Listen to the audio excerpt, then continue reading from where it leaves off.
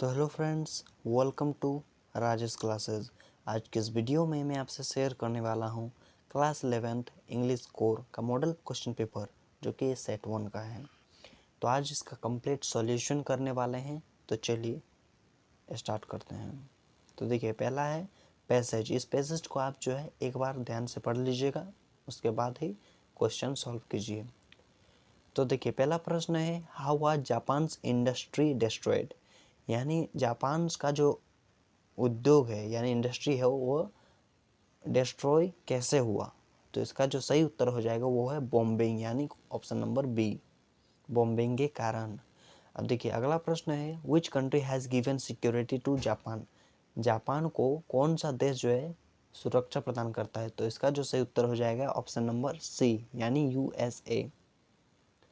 अगला प्रश्न है from which year the growth did the industries Japan begin in Japan. From which year the growth did the industries begin in Japan, मतलब ऐसा कौन सा साल है जिसके बाद से जापान में जो इंडस्ट्री का विकास होना शुरू हुआ। तो इसका जो सही उत्तर हो जाएगा ऑप्शन नंबर ए, यानी 1950। अगला प्रश्न है ब्रोकन इनटू पीसेस, यानी इसका मतलब क्या है। इसका जो मतलब है यानी ऑप्शन नंबर डी, क्रम्बल्ड। अगला प्रश्न है the American gave Japan dash help. तो इसका जो सही उत्तर हो जाएगा विटल, यानी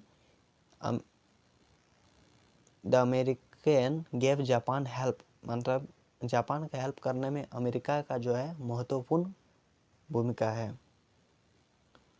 अगला प्रश्न है which was the favourable area for Japan for the purpose of investment, यानी जापान में जो है इन्वेस्टमेंट के उद्देश्य से कौन सा क्षेत्र जो है अच्छा है। तो इसका जो सही उत्तर हो जाएगा ऑप्शन नंबर बी, यानी इंडस्ट्रीज। अगला प्रश्न है in note making we avoid dash, इसका जो सही उत्तर हो जाएगा लॉन्ग सेंटेंस।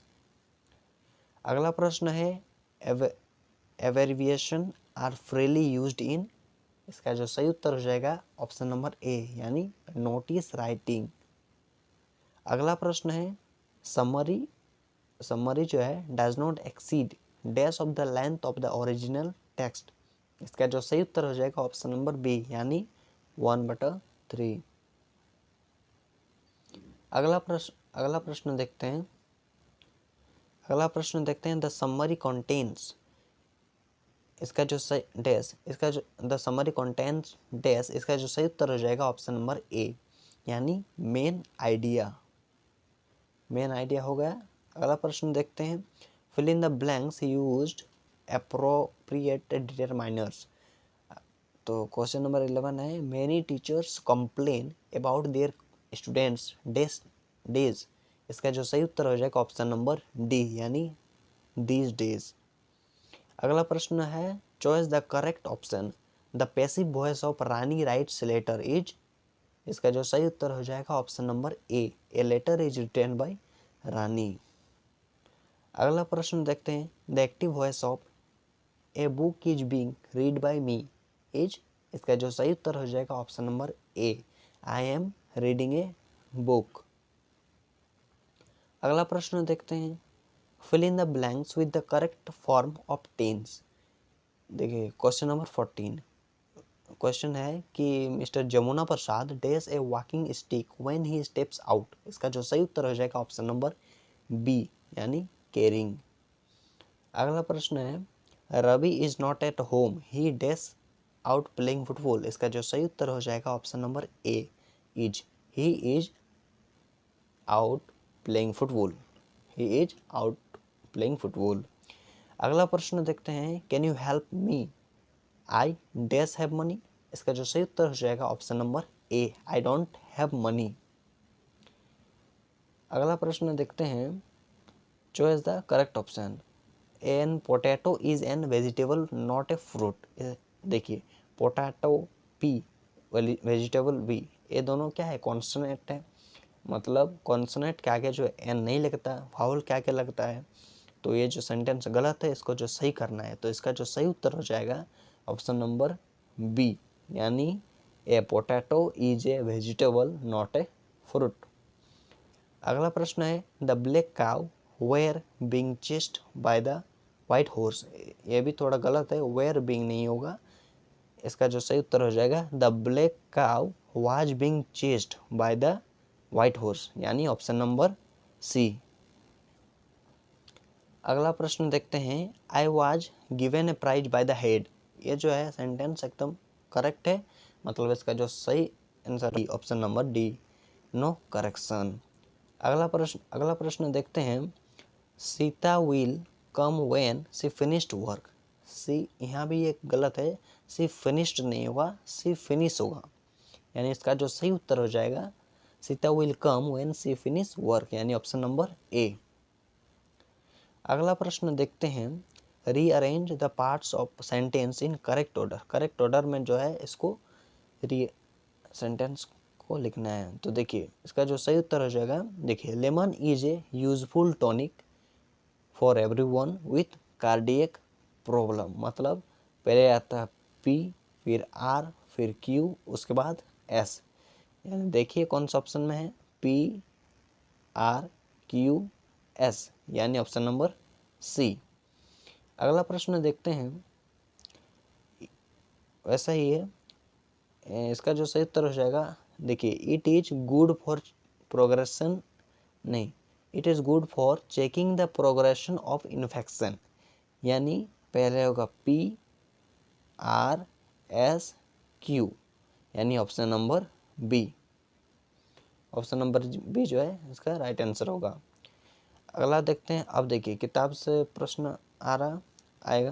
देखिए तो क्वेश्चन नंबर 23 है the story the portrait of a lady is written by. Portrait of lady के लेखक कौन है? तो इसका जो सही उत्तर हो जाएगा ऑप्शन नंबर ए, खुशवंत सिंह।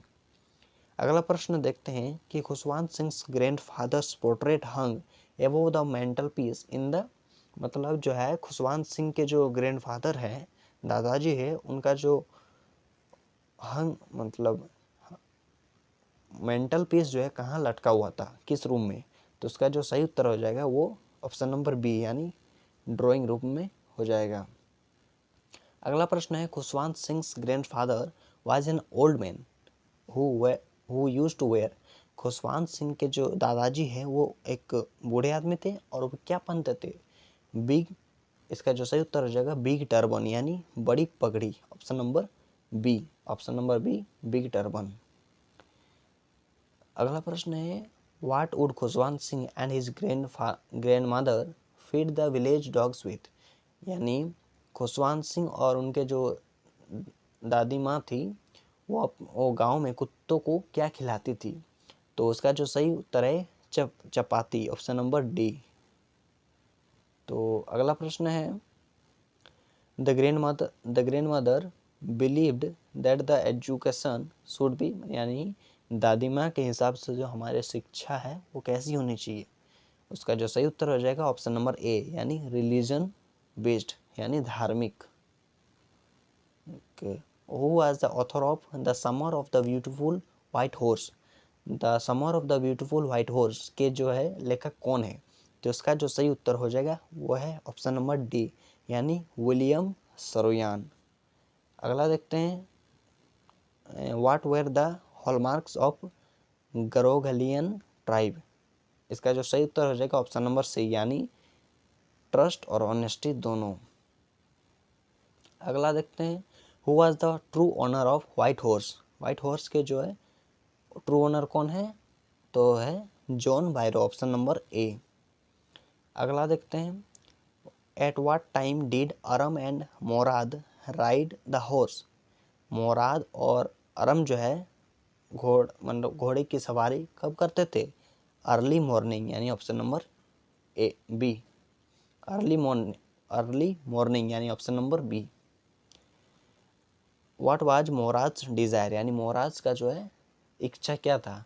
ऑप्शन, इसका जो सही उत्तर हो जाएगा option number C, to ride a horse, घोड़सवारी, घोड़े में सवारी करने का उसका इच्छा था।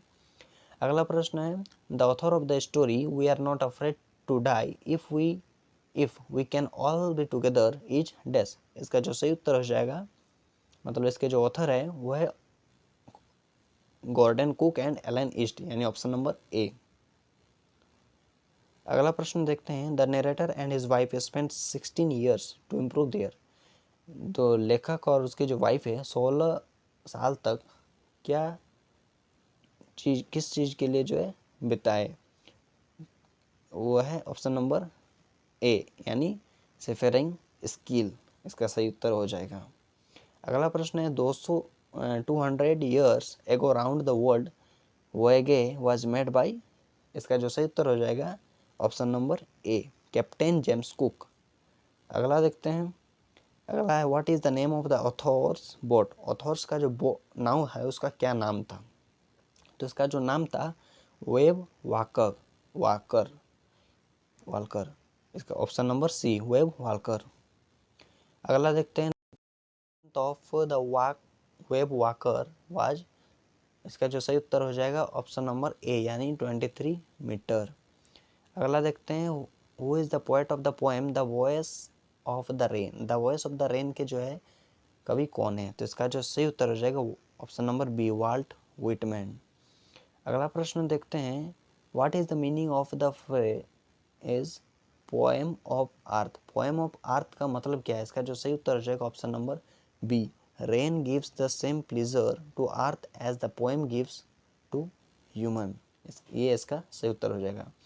अगला प्रश्न देखते हैं, what was the strange to tell in the poem the voice of the rain. इस कविता में जो है स्ट्रेंज क्या कहता है, तो इसका जो सही उत्तर हो जाएगा ऑप्शन नंबर ए, यानी the rain replied to the poet's question. तो आज के लिए बस इतना ही। हमारी जो है नेक्स्ट वीडियो होने वाली है सेट 2 मॉडल पेपर, आप ज़रूर देखें। वीडियो पसंद आए तो लाइक कमेंट एंड शेयर करें और चैनल को सब्सक्राइब करना ना भूलें। Thank you.